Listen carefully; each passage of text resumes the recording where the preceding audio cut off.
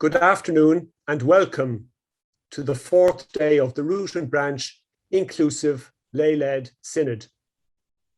I am Colm Holmes, Chair of We Are Church International, and I am also a member of the Root and Branch core team. Root and Branch began in January 2020 before the pandemic. We were responding to journalist Joanna Moorhead's challenge in the tablet that the Catholic Church needed a synod that starts with women rather than tagging them on the end or ignoring them altogether. Very soon, as the name suggests, we understood that we needed to look at all areas of reform in the Church. As we have been joined by more and more people, it has become clear that Root and Branch is not a single issue movement. Women may have started it, but it would not end there. The pandemic lockdown and the rise in online forums allowed us to embark in October 2020 on an online journey of discernment towards an inclusive, lay-led synod. We have listened to speakers from all over the world, both online and quietly in correspondence. We have been open to, and we have actively sought out, opinion from all sections of the Church. We have been accompanied by prayer, and we trust the guiding inspiration of the Holy Spirit. We hope that our thinking has matured and deepened, that we have become more inclusive, at the same time as learning to be more bravely challenging. For months, we have been preparing the Bristol text to reform. It is a document that embodies at least some of the discoveries we have made. It exists both in a readily accessible form, which you will see this evening, and in much more complex, learned forms for those who want to explore more deeply. If you've been with us on our journey, you will have contributed in forums and breakout groups to the Bristol text, and we thank you for that. The Bristol text to reform is intended to give ordinary Catholics across the world the reassurance that there are changes we can make in our practice that are in keeping with the best of Catholic tradition and have the endorsement of deep, pastorally sensitive, and well-informed thinkers and theologians.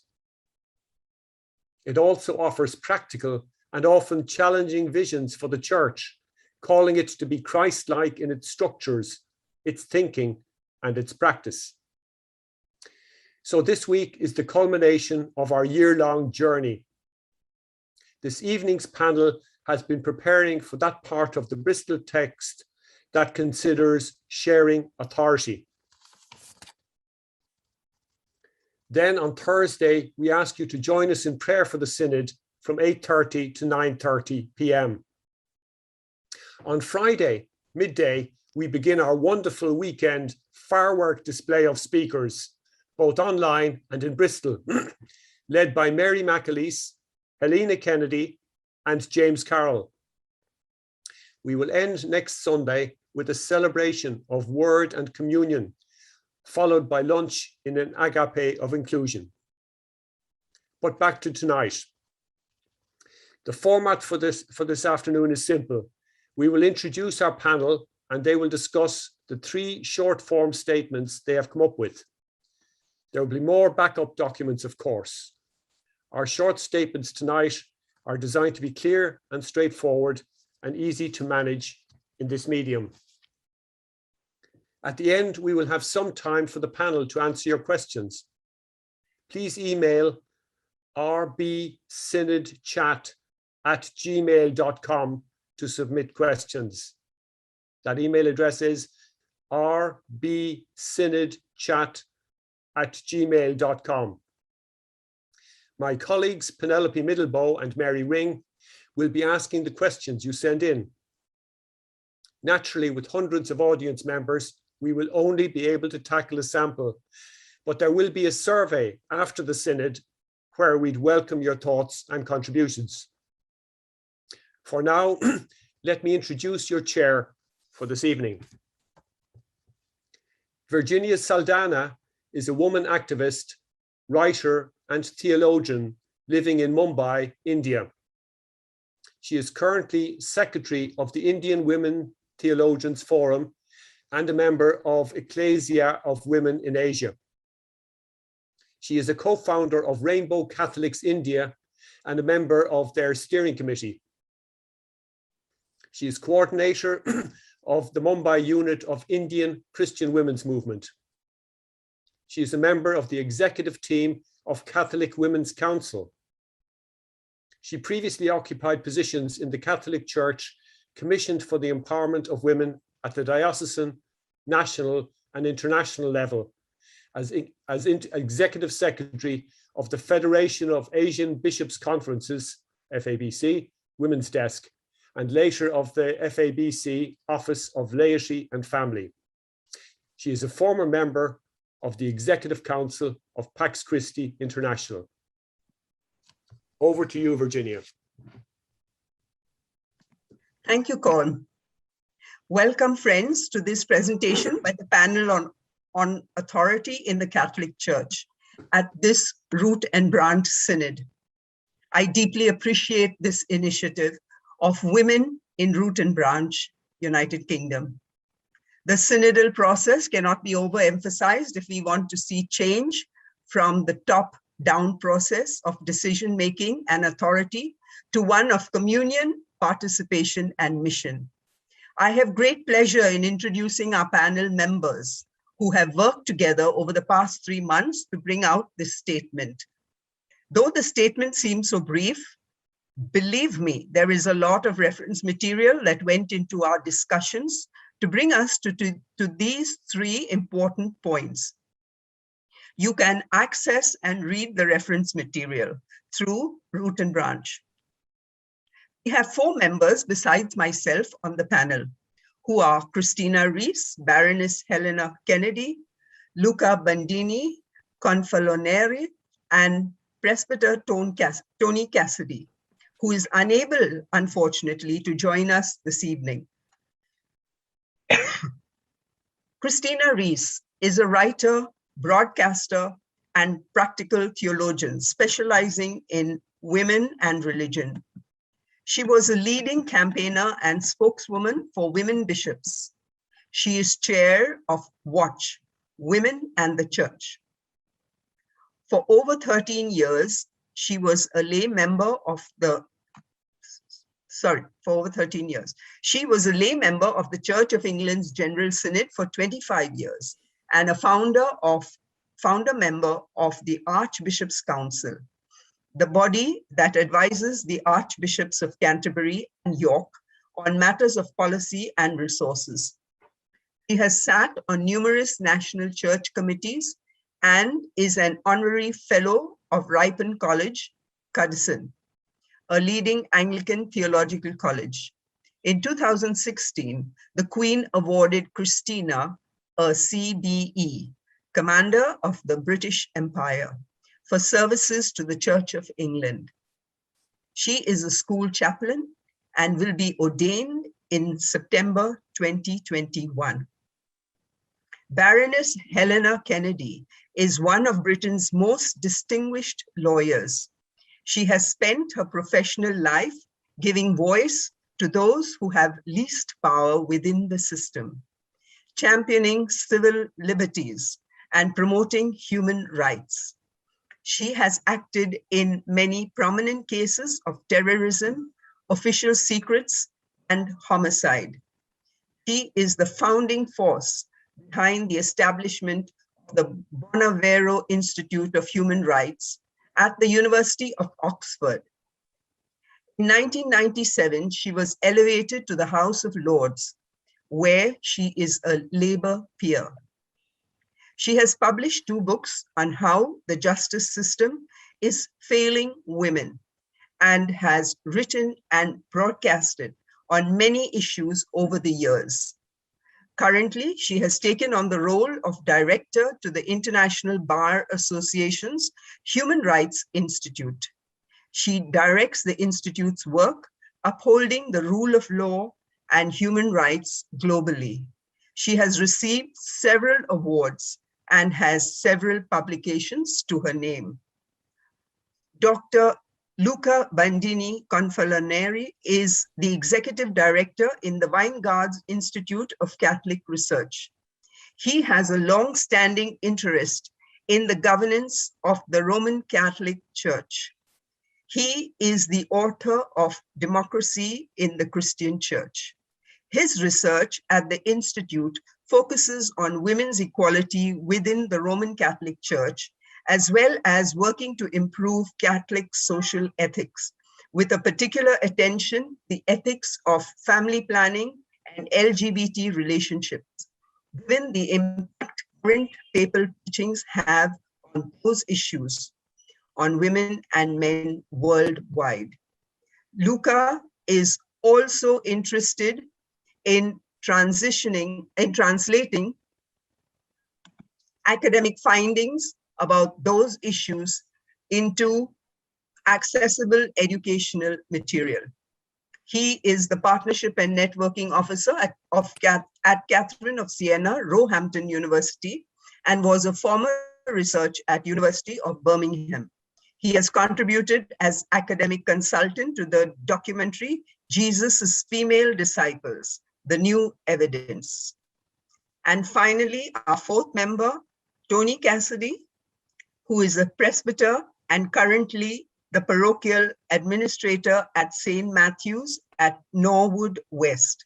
He is trained in biblical studies at the Biblical Institute in Rome.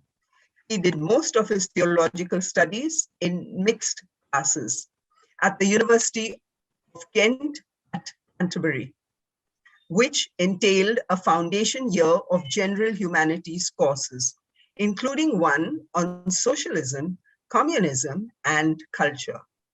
Wow, that is quite an atypical education for the clerical class. He has gained a lot of his knowledge through extensive reading. We miss Tony's voice here today. Can we have the first slide, please?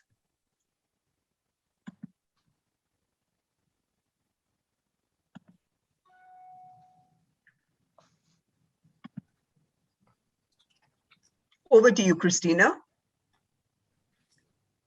I think I'm on the second slide, aren't I? I thought I was going second. Yeah, this should be Helena, I think. Yes. Yes, I've got. Listen, I'm going to apologise to everybody. I've got the thing in front of me, but my computer's not working very well today, and I'm having difficulty reading the right-hand side of it. So I wonder if someone would read it for me, and then I will be happy to speak to it later. Could you read it for me, Christine? Yes, I can. Jesus preached the good news of the historical advent of the kingdom of God, which brings justice and peace to all human beings and liberation to the oppressed. For the Catholic Church to cooperate with God's kingdom, it needs to model its organizational structure and its canon law on those principles of equality and justice for all. Thank you very much. And that's very much the argument that I made in our group. Now, I'm going to just speak very briefly to it. I have practiced in the law for many, many years, over 40 years. And as a lawyer and as a woman, I began to apply a critical eye to our own legal system in the United Kingdom and to the ways in which it failed women. And I'm afraid that once one has developed that sort of critical eye, then it's going to apply even closer to home, to our, if you like, our spiritual rules. And one of the things that has become clear to me is that law's failings everywhere around the world have come about largely because law is man-made. And the canon law is essentially man-made too. And it's come out of a patriarchal system and a patriarchal time, which basically privileged the position of men in society. And so it's not going to be surprising that it often fails women. And it's been a source of regret to me that our church, which is so committed to the poor, to the marginalized, to changing the ways in which our world works to the disadvantage of so many, fails to really address the inequalities that there are as with regard to gender and sex. I also am concerned about the total preoccupation that the church seems to have with sexuality and fails to recognize that sexuality, rather than being something which automatically is associated with sinfulness, is actually an expression of our humanity. And so many of the scandals that have rocked the Catholic Church in recent years have derived from those inequalities, those discriminations, but also the failure to really understand humankind in all its facets. Think of the sexual abuse scandal. Think of the ways in which women, for example, were forced to have their children adopted if they had them outside of marriage. The shame attached to women over their loss of virginity if it was outside of marriage. The burdens of shame that women have had to carry on so many fronts. And I'm afraid that the church doesn't come out well from all of this, and doesn't come out well from it because it has often placed reputational risk and so on ahead of the suffering of the individual victims, particularly when it came to the sexual abuse scandals. And so I'm afraid that the canon law falls short of all the standards that we would expect of legal systems in a world where human rights have become much more in focus, and human rights are about human dignity and respect for our common humanity. So I'm sure that some people would like to pick up some of those points.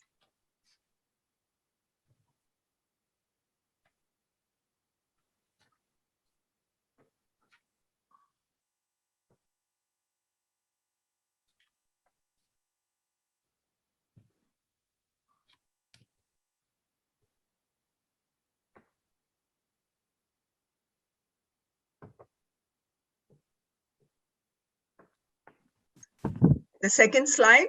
Can we have the second slide, please? Yes. And over to Christina. Yes, this is the second one, entitled Agreed by All. What touches all must be discussed and approved by all. By virtue of their common baptism, all adult Catholics have the fundamental right to participate and vote in all decisions on matters of doctrine, value, action, and any other issue concerning the common good of their community. At every level, representative democratic councils should serve as the principal decision-making bodies with the inalienable right to determine what falls within their competence. Discernment belongs to all. It cannot be confined to the few.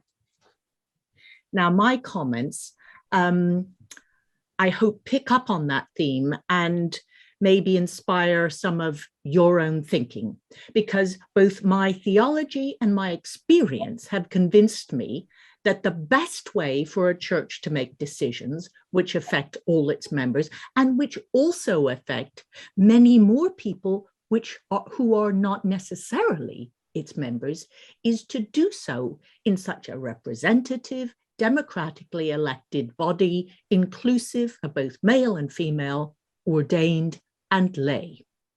This is, of course, not some newfangled notion that disregards history and tradition. When we read in the Acts of the Apostles, we can detect the beginnings of the principle of commonality, of orthodoxy being the responsibility of the group, taught and led by those who at that time had walked with Jesus. We can see the emergence of the commonality of teaching by the apostles and commonality of decision-making. Initially, there were no synods or councils as such, but the apostles were eager to share what they had learned, as well as to raise up other faithful teachers and preachers, think of Priscilla and Aquila, to pass on the teaching and the faith, both in belief and practice, both orthodoxy and orthopraxy. And it is important to mention Priscilla and Aquila, a husband and wife team, or perhaps more accurately, a wife and husband team, because Paul always mentions Priscilla first, which was a recognized way at that time of indicating seniority. By the time of the First Council of Nicaea in 325 AD, and that was the first Christian gathering held with the goal of finding a consensus across Christendom, the surrounding patriarchal culture had closed in on the freedom and inclusivity of the early church, and women no longer played leading roles within the public structures and ordained hierarchy of the church. That first council contained those who were the public and ecclesiological leaders and thinkers. The radical inclusivity of the gospel that Jesus lived and preached had already morphed into a male-only clerical hierarchy. Does this matter? Certainly these men and their successors would have taken their roles seriously, and most would have strived faithfully to ensure that they made good decisions in keeping with the faith. But it hasn't worked out like that. And over the centuries, the doctrines, laws, and practices of the Christian churches have strayed far from the anchor and touchstone of Jesus Christ. By ignoring and denying the insight, wisdom, and experience of half the human race, the church became impoverished and skewed and hard and judgmental and ultimately cruel, blinkered, and blind. If there had been synods of men and women, clergy and laity, would the Crusades have been given the go-ahead? The Inquisition, the witch hunts?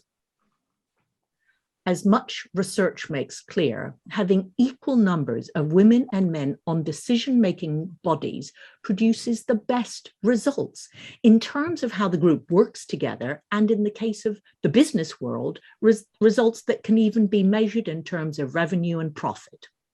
Again, this call for the equality of men and women is based on our theology, because we can see in the very first chapter of Genesis the creation of the world and of humanity expressed so beautifully and with such tenderness and love by a God who speaks of the God self as us, first hint of God as Trinity.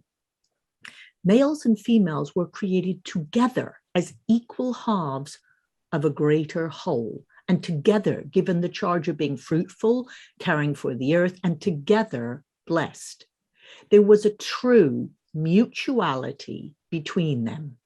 Together, men and women were created in God's image with no suggestion at all of an internal hierarchy in the human race. Sadly, that came later, and because of the succeeding generations of patriarchal culture, that is the pattern that developed and that was enforced. And it's not just the lack of women's participation in the church's hierarchy that is impoverishing the church. Moving into the New Testament, Paul speaks eloquently about what he calls the body of Christ, the group of all those who believe. Every single believer matters, with Christ as the head. Of course, the teaching must be passed on throughout the generations by those who will guard the truth as they understand and interpret it. But in the body of Christ, everyone belongs, everyone contributes. The body collectively suffers if every member is not enabled to express and live out his or her gifts. And how deeply the body has been suffering in the churches in which a privileged elite can position itself as above and remove from the rules that they would use to wield power and to discipline others. The lack of accountable, representable, democratically elected synods of bishops, clergy, and laity has without a doubt contributed to bad decisions about doctrine and practice, and it's also created a climate in which hypocrisy and abuse can flourish. Of course, the move by Pope Gregory in 1075 requiring priests to be celibate, and that was formalized by the First Lateran Council in 1123. That also contributed to the widespread incidence of abuse that we see now. But what was done then can be undone now. Remember, the church had for married clergy for very nearly as long as it has had a celibate priesthood. For our missional imperative today, is it time to change? I'd like to end with the words of the writer John Rosebank, who in a recent article about the goals of this root and branch synod suggests that the Bristol text will encourage a new relationship between clergy and laity. It will restate the accepted theological fact that the magisterium belongs not to the few, but to all. And a clerical hierarchy that claims a monopoly of judgment is not only counter to the teaching of the Gospels, but in fact a very recent origin. The importance of such a text would be that it could be put into action straight away. It would immediately liberate ordinary parishioners from fearful subservience to bishops and parish clergy, and at once support direct lay action and education. Above all, such a text would offer the church a resolution to its most pressing current conundrum: how to make its teaching useful in widely differing periods and contexts. Amen to that.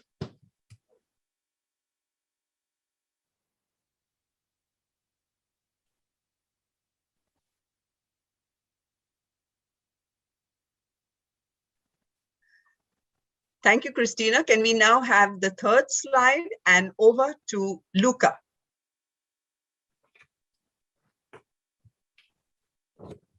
Thank you. So the third slide reads, "The one who is to preside over all should be elected by all. Legitimate authorities in the church must be based on the consent of the people.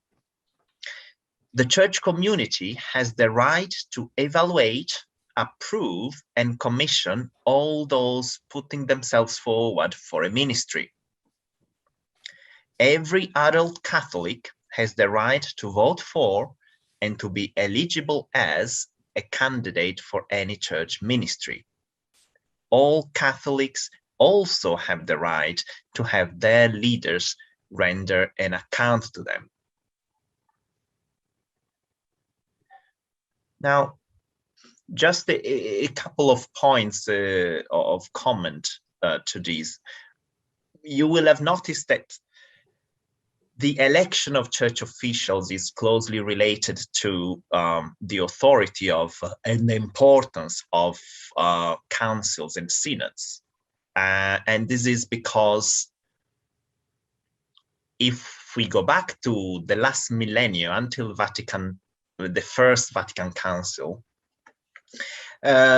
we see within Western Christendom or Western Catholicism at the very least, that the dominant tradition of thought about church governance by medieval theologians was one called conciliarism.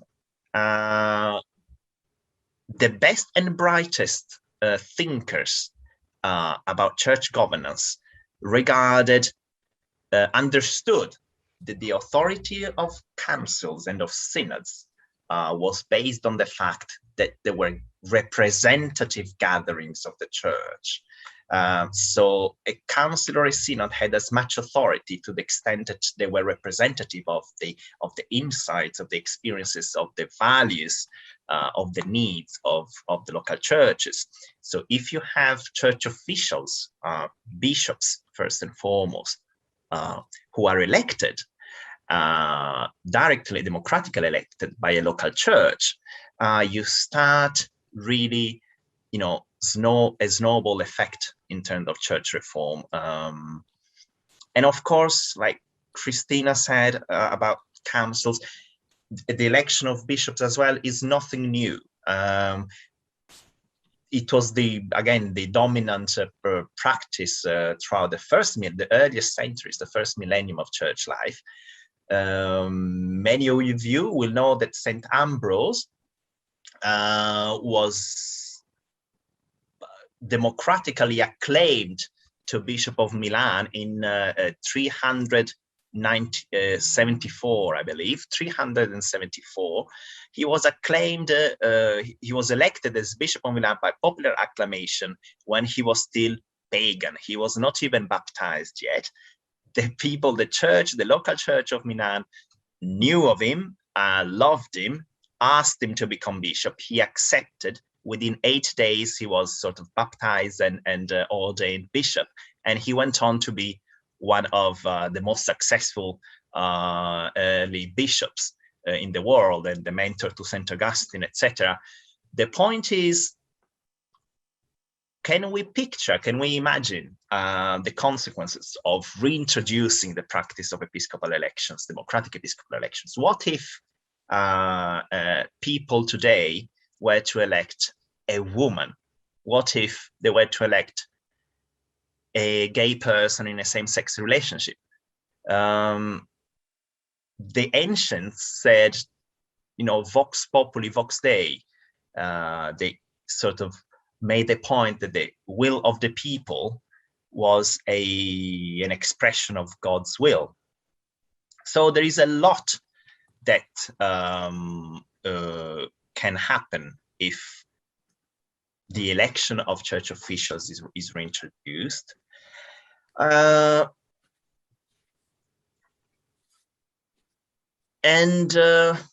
this is it, really. My only two comments is, first, that it's nothing new. Secondly, that it can have unexpected, wonderful consequences. And maybe the third point, of course, is that it will be good to see all those points as linked to each other. So the election of bishops and the importance of communal decision-making are closely linked. You can have communal decision-making at the representative level, as long as, church officials are truly representative of the people and not part of a sort of separate, sort of set aside, which was the original meaning of the word clergy, clerical caste almost, which is self-perpetuating, male only, all the problems that sort of we are, I'm sure, familiar with. So I will close with this, and if any of the other panelists or Virginia want to take up from this. Thank you, Luca, for explaining to us the third point. And now I will hand over to Penelope and Mary to please read out the questions. And I call upon the panel to come forward so that one of you can answer. Okay. Can you hear me? Yes. This is a sort of two-point question. Where does the quote, "What touches all must be discussed and approved by all," come from? Didn't Pope Francis say something similar recently? And that leads on to, surely the question of democratic government, including all, is the most important thing here. It includes women, but how do we start to include everyone? Luca? Yes. So starting with the quote, "What touches all must be discussed and approved by all," it goes back to Roman law, actually. There is an awful lot of Roman law which Christians took into church law because it made perfect sense. It became really, really important tenet of church governance during the Middle Ages, and it continued to be so. It became incorporated in the Decretum Gratiani, which is sort of the first collection of church law, I think 12th century or 13th century. Somebody might correct me, but basically it's a very important text. It incorporated this saying so as to show just how important this principle was for church life and church governance. And it remains central. I mean, it's been very much set aside maybe over the last century and a half or 2 centuries. But, we need to be aware that the Catholic tradition is much richer than the sort of narrow, very authoritarian outfit that we see nowadays. So what was the second bit of the question? Oh, sorry. It was just surely the question of democratic government, including all, is the most important thing here. It includes women, but how do we start? I'm happy to have a go at that and then throw that back to the other panel members. Speaking as a member of the Church of England, but someone who's walked very closely with the Catholic Church in working for reform, my experience is that it's once you open it up, it becomes very straightforward. You start by saying, we have these bodies, or perhaps we need another body, another synod, and then you decide the criteria for election. You open up the elections to everyone, and in the Church of England, the elections to our prime decision-making body, in fact, apart from Parliament, it's the only other body in England that can make law, and that's the General Synod. That's the body I served on for 25 years. And there are 3 houses in it: the House of Bishops, clergy, and laity. And all bishops are on by default, so they don't even have to have elections. But because we have assistant bishops called suffragans, there are elections among the suffragans, and 4 of those get elected as well. And then in the clergy, it is the other clergy who elect their fellow clergy. And so that is how that is done, and that is done in diocese. And then in terms of the laity, it is lay people who vote for and elect other lay people. And of course, they're all the minutiae of writing election addresses, holding hustings, and being open, and then some rules and boundaries about, so to get a uniformity of approach. And then there are other special constituencies like the universities, the religious, and various other much, much smaller groups. So the House of Laity is by far the biggest house on a body of 500. And it's once you break through that sort of sound barrier of what's happening there, it is straightforward. Can I come in on this? When the Church of England, when the women in the Church of England were organizing some 30 years ago, some of them came to me because I had just been speaking publicly and writing about the way in which law failed women. I had called the book Eve Was Framed, and it was basically looking at the way in which somehow women got blamed for so many of the crimes committed, often by their menfolk. And but it was really an analysis of law's failures and how that came about, and how basically our societies, which were built around, the sort of the privilege of men, and men being those who had power, that the secondary position of women meant that they were not there in laws making. And that's been true of the church too. And so I got involved, actually, despite being a Catholic, I got involved in the struggle of women. And Christina was someone I knew and admired and listened to. I'm not a theologian, and I don't pretend to be, but I was in learning mode about how they went through this. Now, you've got to remember, it's taken nearly 30 years for the Church of England to get it to this place. So this is a long game. So if you were to say to me, what do you do? In the first instance, I think that the church has to do away with the business of celibacy. I think that has to go, because I think that has been one of the root problems in so many of the issues that we're talking about.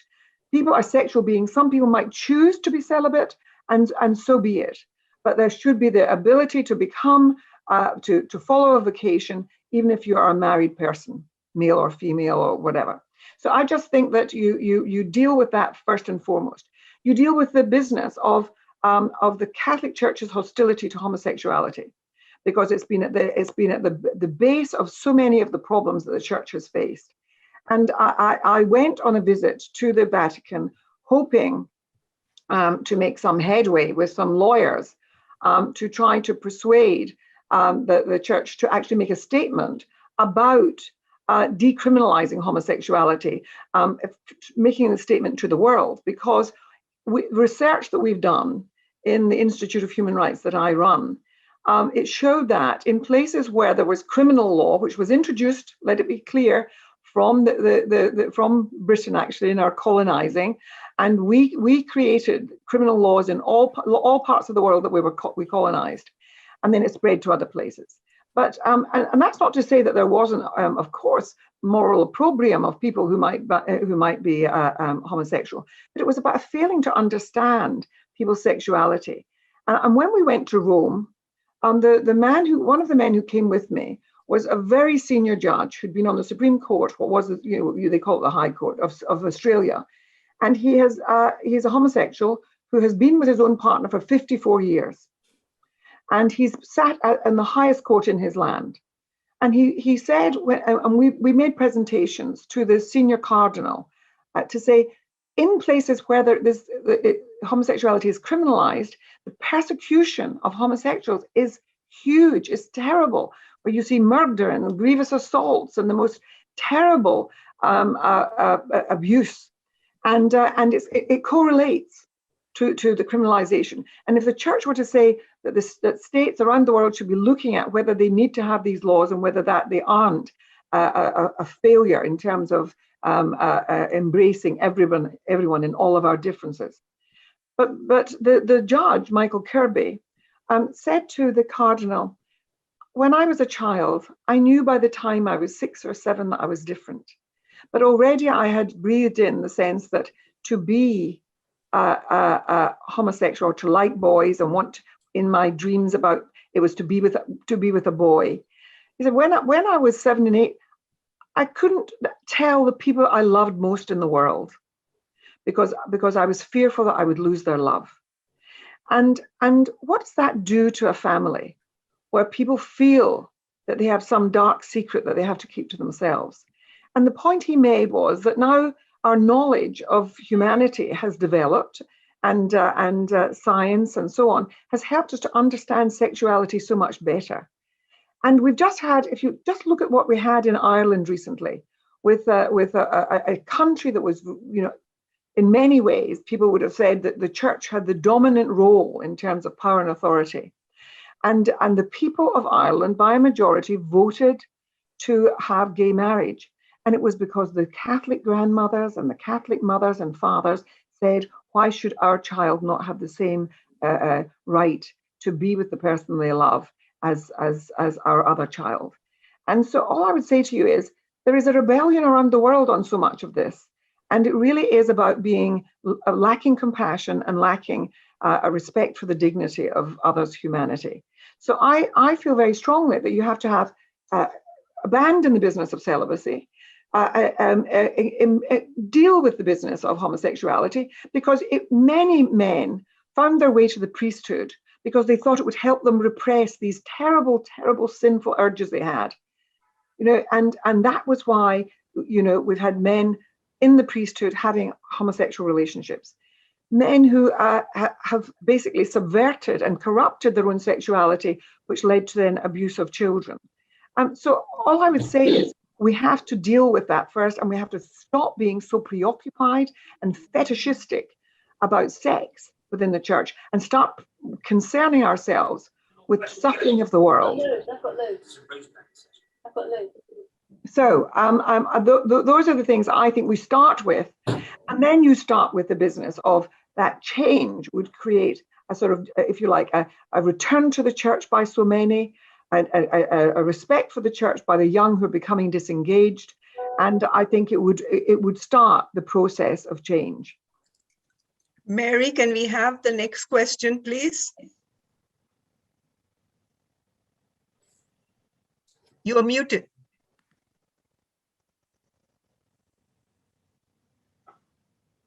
Can I be heard now? Yes. Lovely. Thank you. I've just lost the question a minute, so giving me a second to get back to it. This question says, is there any way in which we can influence reform of canon law to bring it up to international standards, as referenced in Helena's talk?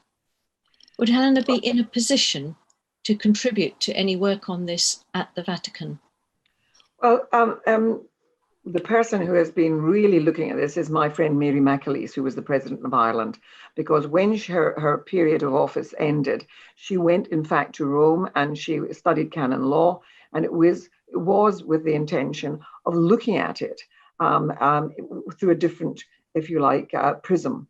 And it's always been a disappointment to me that the church, I mean, the idea of the creation of the Universal Declaration of Human Rights after the Second World War and atrocities and horrors was to say, how do we create a value system, a template of values against which every legal system should be measured?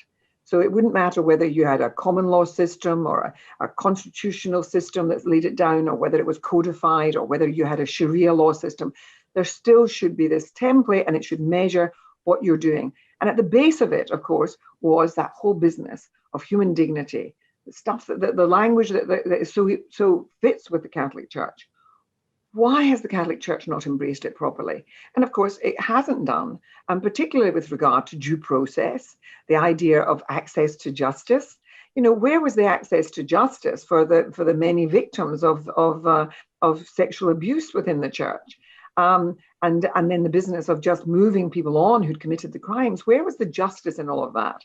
And it's one of the reasons why so many people are alienated. They do not see the Catholic Church adhering to that whole framework of human rights, rule of law, and respect for due process, access to justice, and the treatment of people as being equal before the law. And it's really, just think about Article 2 of the Universal Declaration. Everyone is entitled to all the rights and freedoms set forth in this declaration without distinction of any kind, such as race, colour, sex, language, religion, political or other opinion, national, social origin, property, birth or other status. Now, you know, only in the last weeks, you know, we have had arguments, and I happened to raise it with our own cardinal here in London, the fact that people were very sort of distressed, I would say, and disappointed when they saw the ease with which the Prime Minister, who's not known for his sobriety when it comes to relationships with women, and the ease with which he was able to have a marriage in the Catholic Church, despite the fact of being twice divorced.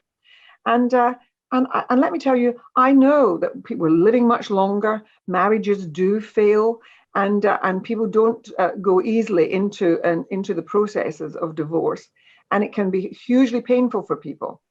But the answer of the cardinal was that these are the rules that apply to everybody, and he had not ever been married in the Catholic Church before. And all I would say is, then of course, it's a certain class of people in society. If you go to Glasgow, where I'm from, people marry other Catholics, and so they get married in the Catholic Church, but their marriages fail too. And yet I was recently in a car with a driver taking me to take part in Any Questions, the radio program, and he said to me, "You went to school, the Catholic school I went to, you went with my sister," and he talked about his school, and he said, "But I'm now excommunicated." And I said, "Paul, what do you mean?" And he said, "Because my marriage ended after 25 years. And he said, and then I met someone at work and I remarried. And he said, and now I married a Catholic woman, but she was marrying a divorced man. And so we now, neither of us can consider ourselves Catholics. We're excommunicated." And I said, "Who said that to you?" And he told me the story of not being able to receive communion and the pain that it meant for him. And I just think that these things are the things that are such a scar on the church and on all the people who still think of themselves as being Catholics and who want to be able to take of the sacraments, to be participants, to belong to this family, and yet they are not able to do so. Do I think the canon law should be reviewed? Absolutely. Do I think that we should be revisiting on it some of the standards that we apply to law in other places and in our own systems? Yes, and of course our systems fail, but we have to be applying some of these standards to canon law. And much of it is about the failure to treat people with equality, to treat people with compassion, and to find ways of being inclusive and non-discriminatory. Thank you. Can we have the next question, please? Yes. Are we trying to put new tires on a car that no longer works? Who would be willing to answer that?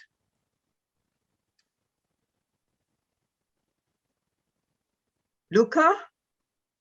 Well, I can give it a go. I mean, it's a very good question. I've I'm not entirely sure myself, but generally it's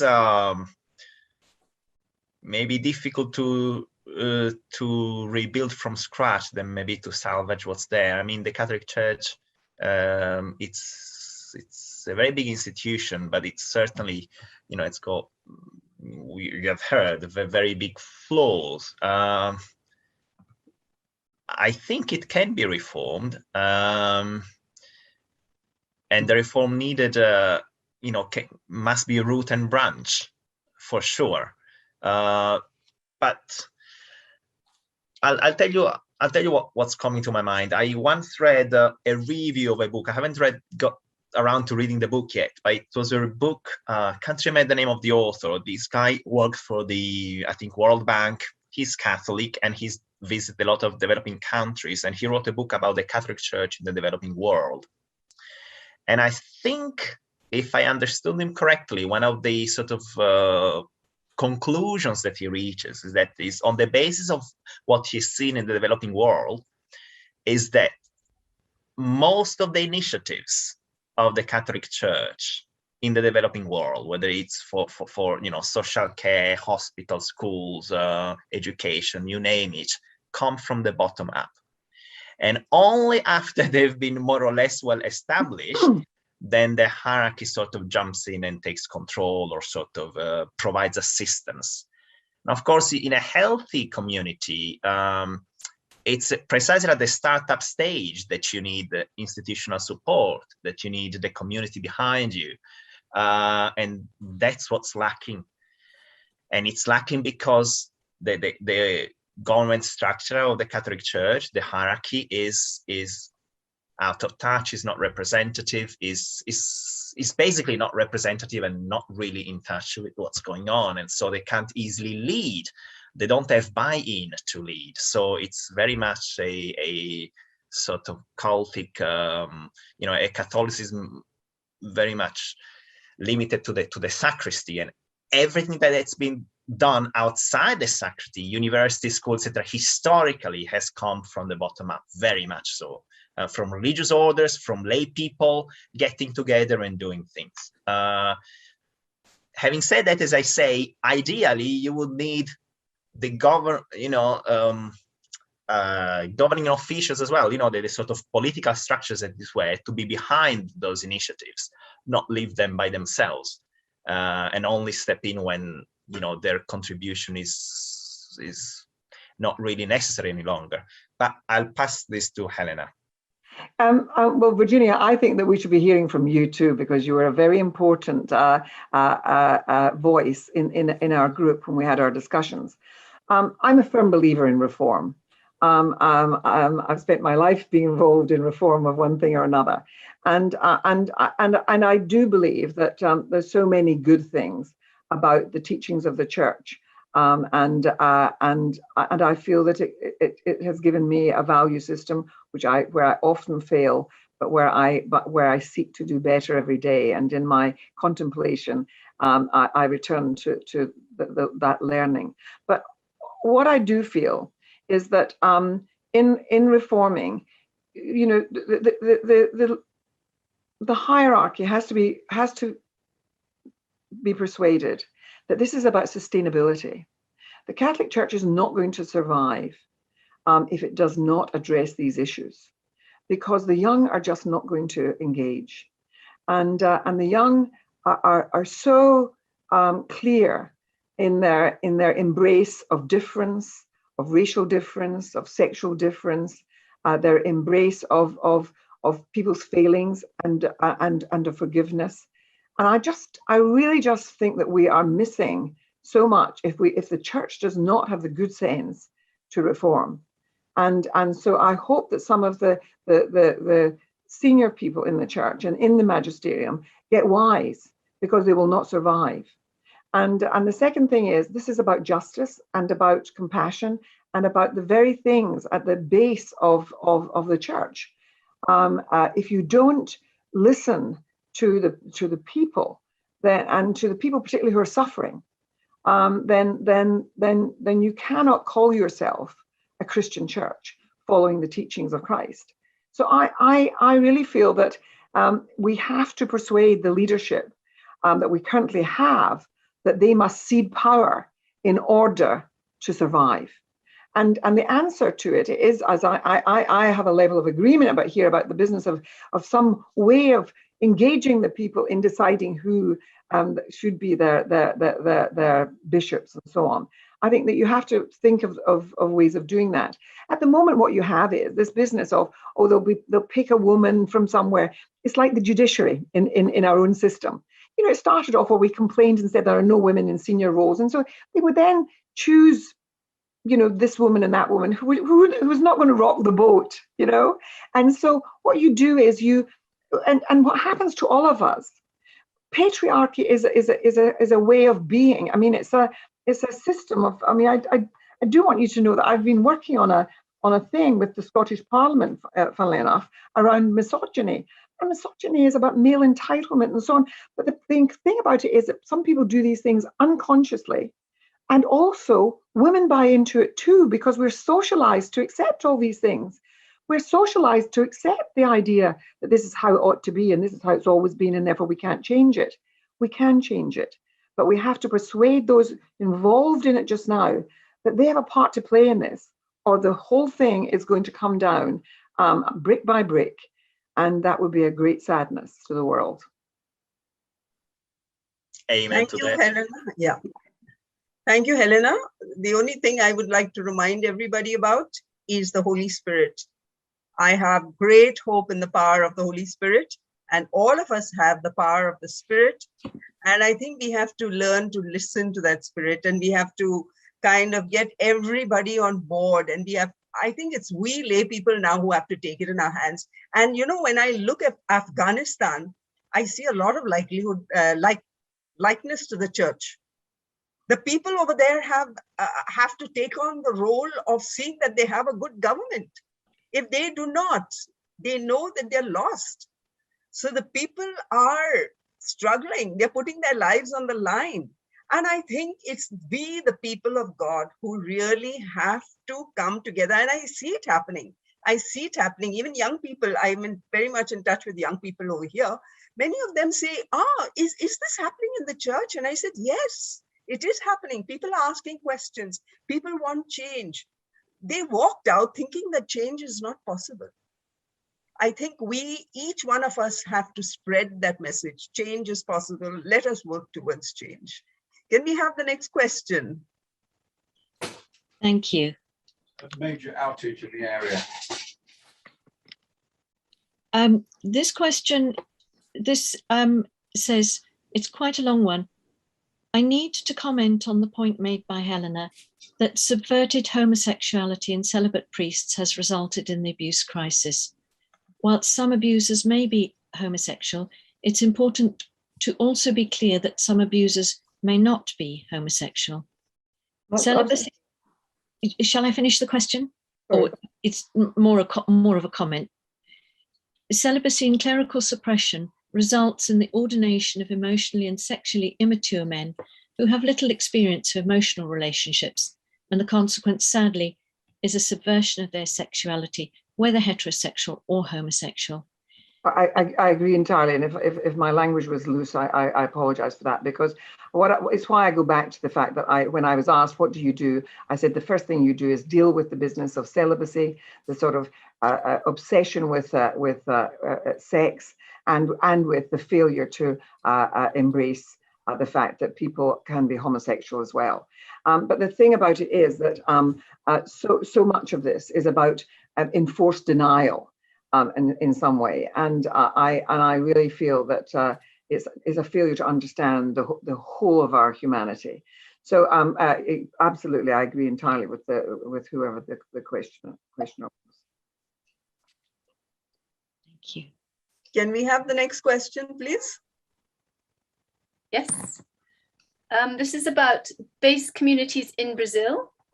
The model of the base communities in Brazil with the conscientious, I don't know how to pronounce that word, conscientiousization of the ordinary people, or ordinary people being conscious of what's right and what's wrong, led to one woman asking at the induction of a bishop, why has this man been appointed? We haven't been consulted. On our journey with Root and Branch, we had lots of people talking about base communities, but how can we grow base communities in the UK and Ireland so we become fully adult Christians? Can Luca answer that? Gladly, because I'm a big fan of base communities or house churches. You don't need any permission, of course, to go ahead and create one. And actually, I'm sure Virginia will have a lot to say as well, because she has done quite a bit of research on the subject. And I think we're both in agreement that this is how Christianity started. It was people meeting in private homes, discussing how they could bring the good news to their neighborhoods in very concrete ways. We're talking about, social problems that were there and that are always with us. And how can the Christians of that area alleviate them, heal what's there, or contribute to healing together with others. So, there have been, I was told by a young researcher actually who did some research on that in Buenos Aires, I think, when possibly Cardinal Bergoglio or Bishop Bergoglio was there at the time. A parish exists apparently that is run by a religious order and has sort of taken the initiative of making house churches or basic leisure communities flourish within the parish territory, and the parish just provides sort of a catalyst point, and weekly meeting maybe, but and it's plenty of initiatives have come up, including like they have the largest fair trade sort of market. And I started like parishes here maybe have the fair trade stall where you can buy a bit of tea or coffee. They now have an entire street apparently, which is a thriving fair trade market, and it was organized by the basic community. So my point is, there is no need for permission. This is sort of, we are going back to the origins in a good way. It's just the hard slog of getting people engaged, involved. It's building this sort of movement. Thank you. Yes, actually, that's the origin of our church. The church started at the base. They were house churches in the early church. But of course, when it was taken over by the empire, you got the patriarchal and hierarchical structure. So that was lost. We need to go back there. And I think our faith is best lived in our neighborhood. It is best lived in our neighborhood, where we can live the Eucharist, and we can also celebrate the Eucharist in the neighborhood. Going to these big, huge gatherings, which are so, sort of indifferent. You don't know people, and you just go over there like a crowd. you receive communion, it's hardly sharing a meal together. It's individuals going to kind of a celebration and returning home as individuals. The community is, feeling is probably there when you meet a few people after Mass, but we feel community only in our neighborhoods. I will talk about it more on Saturday, but I feel the small Christian community will be very instrumental in bringing about synodality also in the church. Can we go to the next question, please?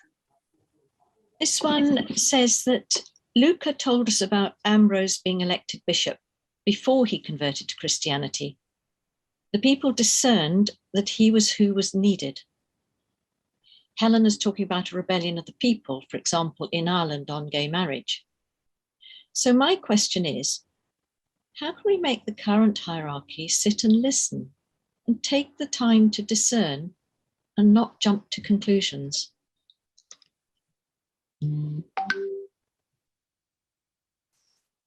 Helena, would you like to answer that? Well, I have to say that how do we teach people to listen? When a delegation of us as lawyers went to Rome, and we met with the senior cardinal, there was a respectful listening. And the cardinal was there, and to one side of him was a woman. I'm sure she was a sister from a religious order. And on the other side was a young priest. And they listened respectfully. But I left, in fact, feeling very disappointed, because I didn't feel that it was the kind of listening. There's listening and listening. And this was not receptive listening. And at the end, I said, I know that diplomacy means that you can welcome people and there an exchange of kind words, but I really want this to be the start of a dialogue about what might be possible and a role that the church could play in the world. And I was promised that it was the start of a dialogue. And well, it's been the dialogue of the death. I'm sorry if that is considered offensive to anybody about the use of language, but there was basically a deliberate unlistening. And I haven't been able to secure that exchange of views and opinions to move forward that one would have hoped for. Could I just say something on the back of that? Because this raises a really important issue about being listened to, and there's listening and then there's listening with an openness actually to change, to incorporate, to be changed by what you have heard. And it goes back to whose consciences, whose experiences, whose life stories are privileged. Because some people are listened to and, oh my goodness, things change immediately. We can refer to, in a tiny little encapsulated incident, the marriage of the Prime Minister. That just sums up the privileged position of one he exists in, and his story, his desire, his need, his want to get married was listened to and acted upon.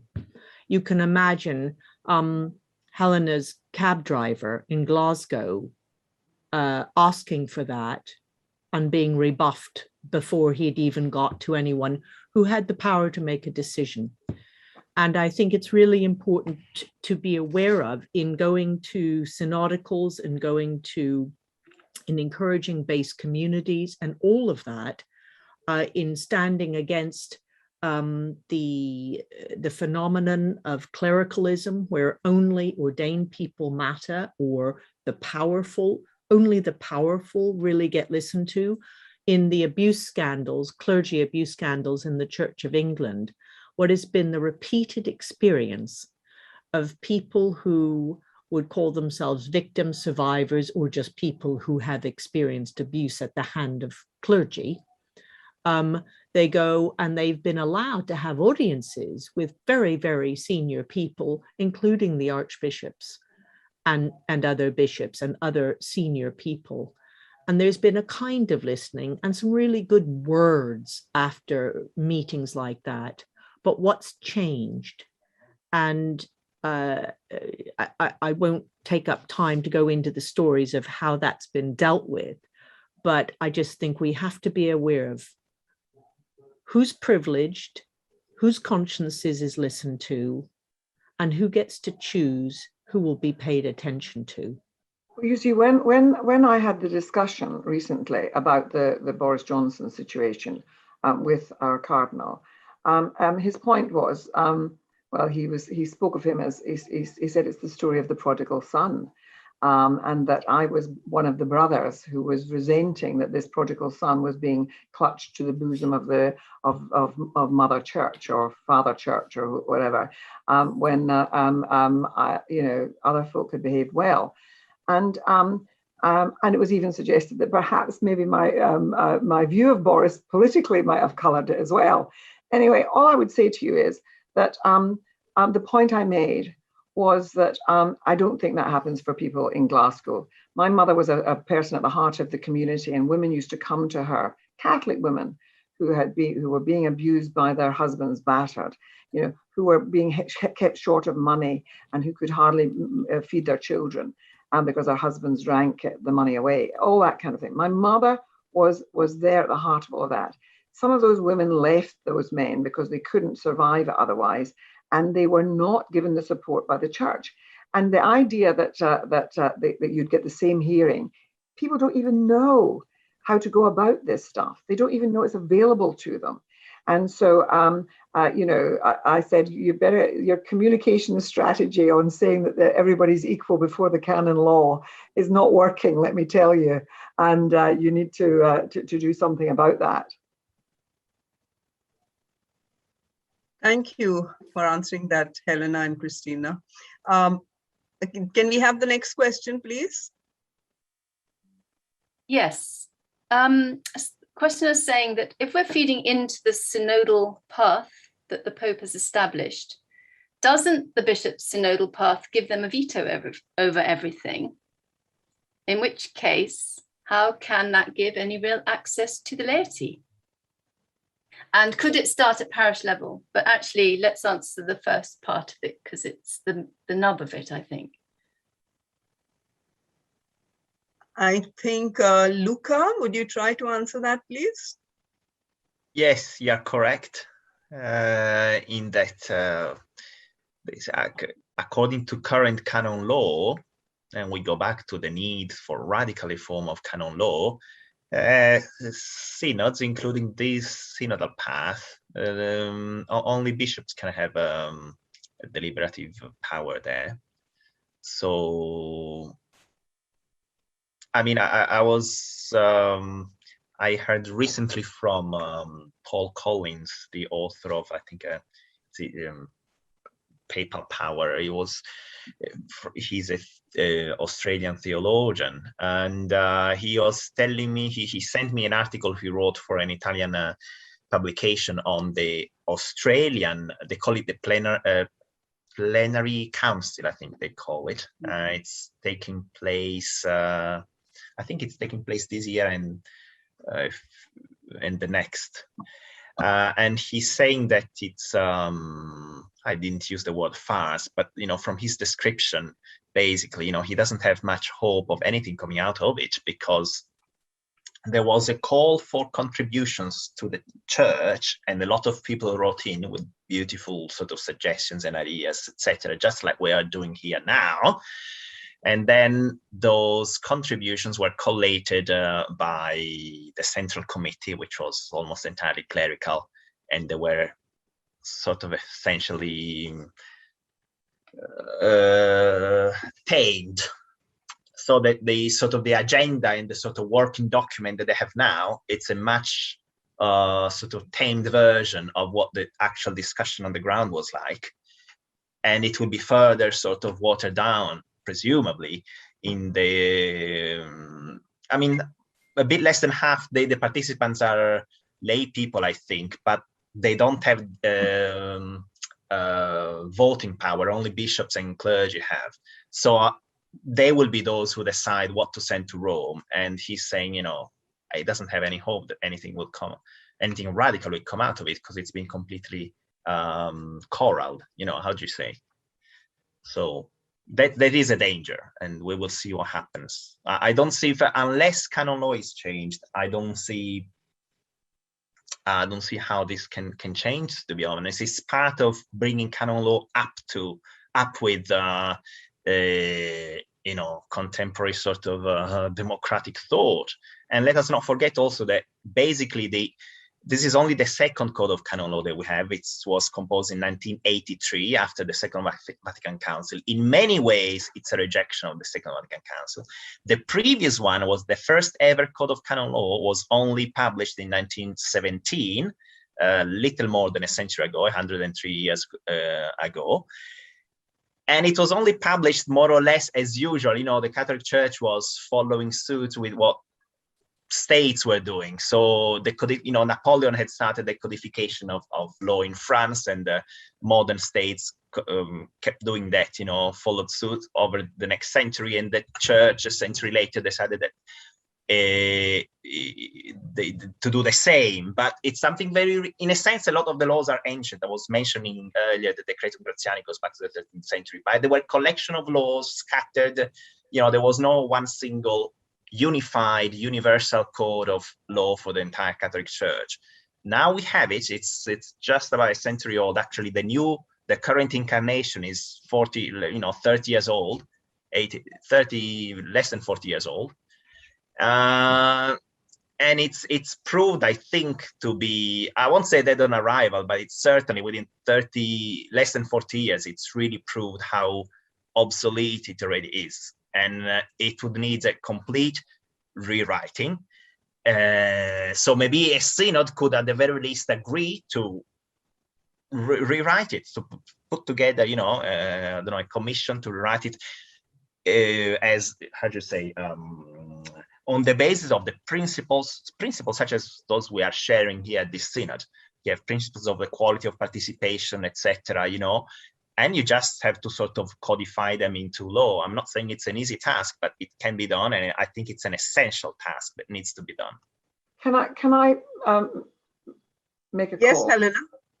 I mean, it's risible. How can it be acceptable that that the people who are, if you like, the people with power in a structure might be challenged over certain things, and they get to decide whether the challenge is valid or not? I mean, it's judges sitting in their own cause. Is a kind of ridiculous overturning of anything that we consider to be the proper ways in which justice is administered. So it is utterly wrong. I would like to see, coming out of this our root and branch efforts over this week, I would like to see us making as the key call an absolute revision of and a call for the creation of a commission to absolutely reform the canon law, and it will be a serious piece of work, and you have to have lay people involved in it as well as those who are within the hierarchy of the church, and it really has to be hearing evidence, and it has to sit in public hearing evidence, and it should systematically go through the structures of the canon law and make them appropriate to the 21st century. That should be our central main call going forward. Thank you, Helena. Can we have one more question, please? This last question, if it is the last one, says, several of our speakers this week have suggested that we should stop wasting energy on trying to lobby to change the current structures and laws of the church and just get on with making or being the change we wish to see. What are the panel's views about that? I think we can chew and walk at the same time. I think that you do both. You know, I think that you basically Sorry, that chew and walk thing came from President Ford in the United States, where people said that he couldn't chew and walk at the same time. Well, I think that most of us can. And what you do is you call for reform, you do the work on reform, and at the same time, you find your own expressions of your faith. You find your own ways of coming together with people who are like-minded, and you live out your Christianity and your Catholicism in a way that fits with your values, and so I think that you seek to do both. But you stay within the institution, because changing from within, you have much more leverage than shouting from outside, and you also find opportunities to create situations and meetings and committees and all sorts of things where you can say, well, let's have so-and-so on it. Oh, she's lay. Gosh, that's a great idea, but she's an expert. So you change from within. Don't leave. Just make sure you have wonderful, wonderful groups elsewhere that can keep you going. Thank you. Okay, can we have the last question, Penelope? Yes, this is more of a comment, and I've added it in because we haven't really touched much on priests who have had to leave to get married, and we can't go into the ordinariate, which are the Anglican priests who are married and have moved across to the Catholic Church with their families. But this person is saying, for those Catholic priests who had to leave to follow love and marriage and family life, what can we do to take them back in as soon as possible? Because this just seems totally unchristian. Well, it goes back to my thing of saying that that there are a number of key things to deal with early on, which are around the issue of celibacy of the priesthood. And once that was, if you untie that and say, yes, there can be celibate priests, but there can also be priests who are not celibate, and then it moves you towards the business of saying, and if we're doing that, then why can't we have women in the priesthood too? And that along with addressing the issue and I think the pain that is created for people who are gay and so on. If you start with doing those things, then you start unpicking the business of those who've had to leave in order to have a family life, you know, and the great loss that has been to the church. I think a significant number of women are lobbying for a complete change in the priesthood. Yeah. You know, I mean, the current priesthood as it is today cannot continue because it is totally ineffective. And yes, hopefully we can, when that changes, then vocation will be open to everybody who's capable of being a leader. And again, the community elects, like we said in the beginning. So I am very grateful to my panel for being so efficient in answering so many questions, in putting across our thoughts so succinctly and you know, clearly. As we concluded, there has to be change, especially canon law. Everyone in the church has to work towards change. All of us who are convinced have to get on board and work together. Today, we can join hands across the world to work towards this change.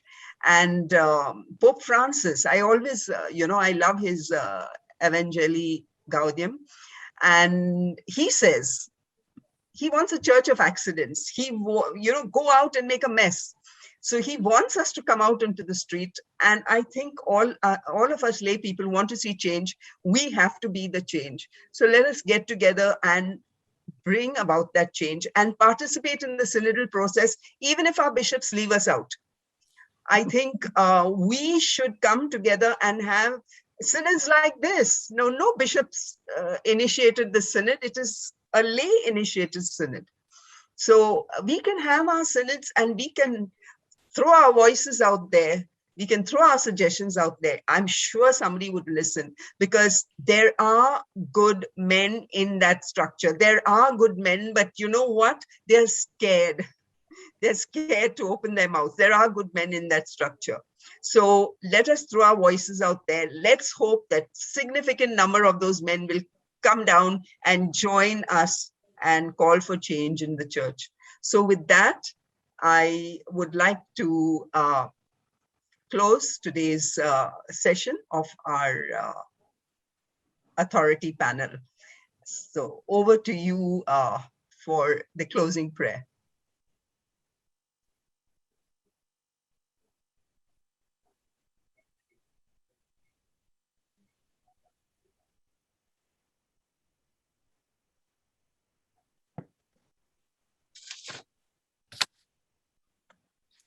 This is a prayer that we've been saying for 18 months as volunteers for Root and Branch. It's quoted by Gerard Hughes in God of All Things by Charles Péguy, French poet and politician who died in 1914, but it has kept us going. I myself will dream a dream within you. Good dreams come from me, you know. My dreams seem impossible, not too practical, not for the cautious man or woman, a little risky sometimes, a trifle brash perhaps. Some of my friends prefer to rest more comfortably in sounder sleep with visionless eyes. But from those who share my dreams, I ask a little patience, a little humor, some small courage, and a listening heart. I will do the rest. Then they will risk and wonder at their daring, run and marvel at their speed, build and stand in awe at the beauty of their building. You will meet me often as you work, in your companions who share the risk, in your friends who believe in you enough to lend their own hands, their own hearts to your building, in the people who will stand in your doorway, stay a while, and walk away knowing they too can find a dream. It will be sun-filled days, and sometimes it will rain. A little variety, both come from me. So come now, be content. It is my dream you dream, my house you build, my caring you witness, my love you share.